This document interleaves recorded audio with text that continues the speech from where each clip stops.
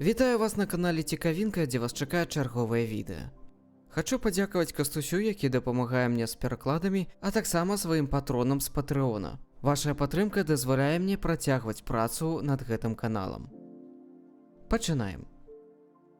Несапраўдныя сябры, эгоісты, маніпулятары і няшчырыя ў дачыненні да вас. Ім цікава, што вы можаце зрабіць для іх, і іх амаль не турбуе, які вы чалавек. Хочаце даведацца, ці ёсць у вашым жыцці несапраўдныя сябры? Вось 7 рэчаў, якія робіць толькі несапраўдны сябра. Першае, ён размаўляе пра вас за вашай спінай. Вы даведаліся, што ён пляткарыць пра вас за вашай спінай і расказвае вашыя сакрэты ўсім? Незалежна ад таго, наколькі скандальная гэта плётка альбо наколькі папулярным яна можа зрабіць яго, сапраўдны сябра ніколі не ахвяруе сяброўствам або прынізіць вас ножом у спіну. Несапраўдныя сябры будуць казаць лухту пра вас і распаўсюджваць чуткі, калі вы не бачыце гэтага. Нумар 2. Ён здраджвае вам. У складаных сітуацыях несапраўдны сябра жадае здрадзіць і абвінаваціць вас, калі гэта ўратуе яго скуру. Ён не ручаецца за вас, не становіцца на вашым баку, і ён дакладна не застаецца з вамі, калі хтосьці крыўдзіць або прыніжае вас. Праўда ў тым, што ён не лічыць, што вы або сяброўства з вамі вартыя рызыкі. Трэцяе, ён заўсёды ад усяго адмаўляецца. Вы патрацілі шмат тыдняў, плануючы паездку, і ваш сябра адмовіўся ад яе ў апошнюю хвіліну? Вы чакалі, што разам з ім штосьці зробіце, але ён не прыклаў ніякіх высілкаў, каб з'явіцца? Незалежна ад таго, колькі разоў вы нагадвалі яму пра гэта, ваш так званы сябра ніколі не трымае слова. Вам прыйшлося вучыцца на горкім досведзе зноў і зноў, што на яго ніколі нельга разлічваць. Чацвёртае, ён выкрэслівае вас са сваіх планаў. Ён зручна забываецца запрасіць вас кудысьці?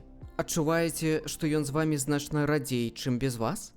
Нават калі вы прыкладаеце ўсе высілкі, каб запрасіць яго, або распавядаеце пра свае планы, ён не робіць тое ж для вас. Пятае, ён звязваецца толькі, каб аб чымсьці папрасіць. Што, гучыць знаёма? Здароў, слухай, мы даўно не размаўлялі, але ты мне зараз вельмі патрэбны. Зможаш дапамагчы, калі ласка? Калі гэты сябра звязваецца з вамі толькі, каб папрасіць аб дапамозе, тады, хутчэй за ўсё, гэта не сапраўдны сябра. Для несапраўднага сябрука нармальна ігнараваць вас тыднямі, каб пасля нечакана з'явіцца і папрасіць аб паслузе. Ён нават не спрабуе спытацца, як вы, бо сапраўды вы яму патрэбныя толькі, каб дапамагчы вырашыць праблему. І калі вы даяце яму тое, што ён хоча, ён ізноў знікае з вашага жыцця. Шостае, ён дае двухсэнсавыя кампліменты. Ён калі-небудзь казаў штосьці накшталт «на дзіва добра выглядаеш» або «было лепей, чым чакаў ад цябе» або «выглядаеш значна лепей, чым звычайна». Двухсэнсавы камплімент – гэта штосьці, што несапраўдныя сябры робяць, каб прыніжаць вас. Гэта гучыць як пахвала, але насамрэч гэта спосаб крытыкаваць вас, не робячы гэта надта відавочна. Гэта паказвае, што ён зайздросціць вам і судзіць вас больш жорстка, чым хоча паказваць. Насамрэч ён хоча пакпіць з вас і выдаць гэта быццам ён па-сяброўску лёгка дражніць.